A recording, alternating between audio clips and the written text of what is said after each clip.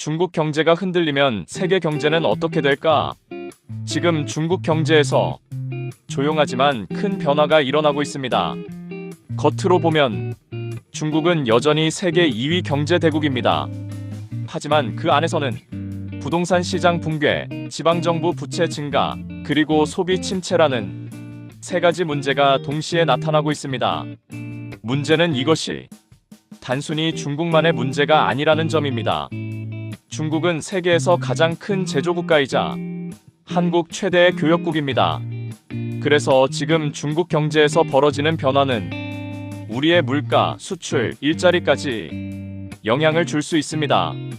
그렇다면 지금 중국에서는 정확히 무슨 일이 벌어지고 있을까요? 중국 경제의 가장 큰 특징은 과거와 비교해 성장 속도가 눈에 띄게 낮아지고 있다는 점입니다. 한때 중국은 연간 10% 가까운 성장률을 기록하며 세계 경제의 엔진 역할을 했습니다. 하지만 최근 몇 년 동안 상황은 크게 달라졌습니다. 2025년 중국 경제 성장률은 약 5% 수준으로 떨어졌습니다. 그리고 여러 국제기관들은 앞으로 성장률이 더 낮아질 가능성도 언급하고 있습니다. 그 이유는 단순한 경기 침체가 아니라 경제 구조 자체에서 문제가 나타나고 있기 때문입니다. 특히 지금 중국 경제를 흔들고 있는 세 가지 문제가 있습니다. 첫 번째는 부동산 시장 위기입니다. 두 번째는 지방정부 부채 문제입니다. 세 번째는 소비 침체입니다. 이 세 가지가 동시에 나타나면서 중국 경제의 구조적인 변화가 시작되고 있다는 분석이 나오고 있습니다. 이 상황을 이해하려면 중국 경제가 어떻게 성장했는지를 먼저 살펴볼 필요가 있습니다. 지난 20년 동안 중국 경제 성장의 핵심은 부동산과 인프라 투자였습니다. 도시 개발, 아파트 건설, 도로와 철도 같은 인프라 건설이 경제 성장을 이끌었습니다. 특히 부동산 산업은 중국 경제에서 매우 큰 비중을 차지했습니다. 일부 연구에서는 부동산과 관련 산업을 합치면 중국 GDP의 약 2030% 수준이라는 분석도 있습니다. 이 정도 규모라면 경제의 핵심 축이라고 볼 수 있습니다. 또한 중국 가계 자산의 대부분도 부동산에 집중되어 있습니다.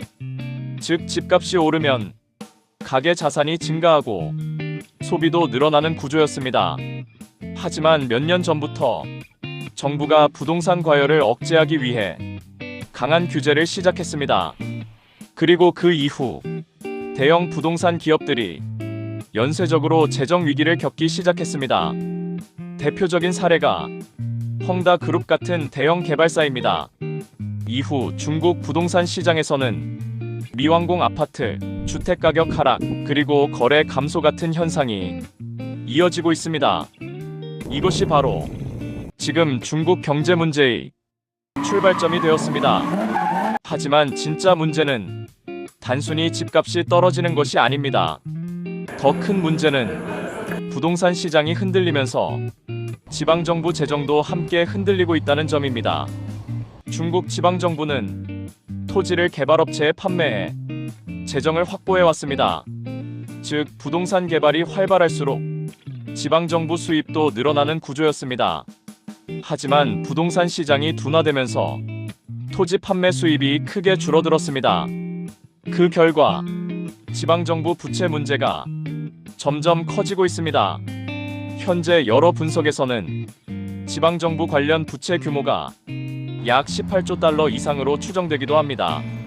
이 규모는 세계 금융시장에서도 상당히 큰 수준입니다. 또 다른 문제는 소비 침체입니다.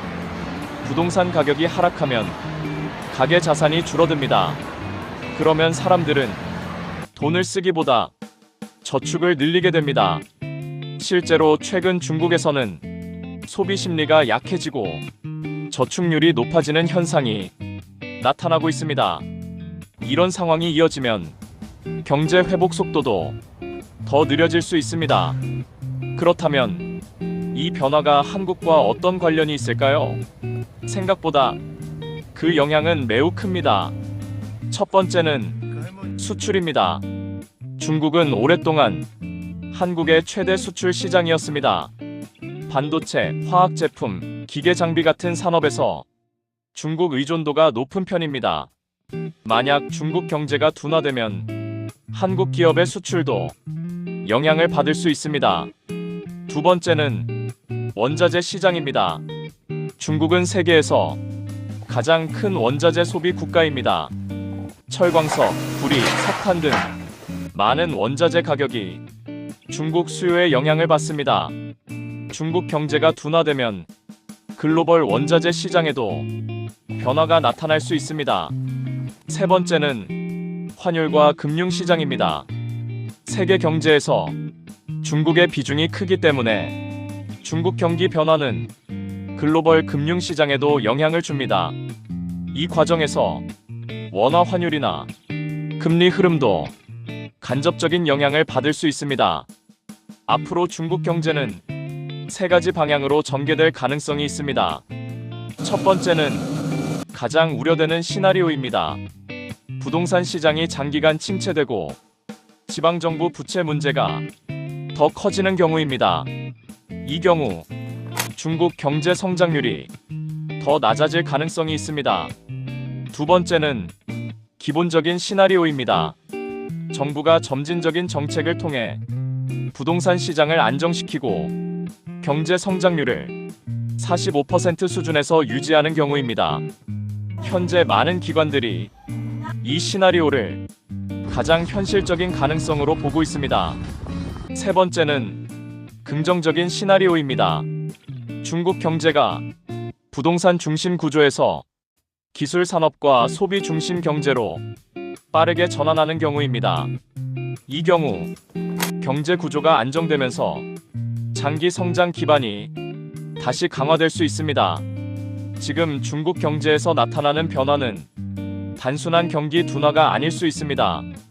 부동산, 지방정부 재정, 그리고 소비 구조까지 경제의 핵심 축에서 동시에 변화가 나타나고 있기 때문입니다. 중국은 세계 2위 경제 대국이자 세계 최대 제조 국가입니다. 따라서 중국 경제의 변화는 세계 경제와 한국 경제에도 적지 않은 영향을 줄 수 있습니다.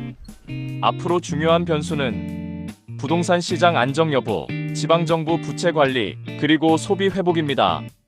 이 세 가지가 중국 경제의 방향을 결정하게 될 것입니다. 그리고 그 변화는 우리의 경제 환경에도 조용히 영향을 줄 가능성이 있습니다.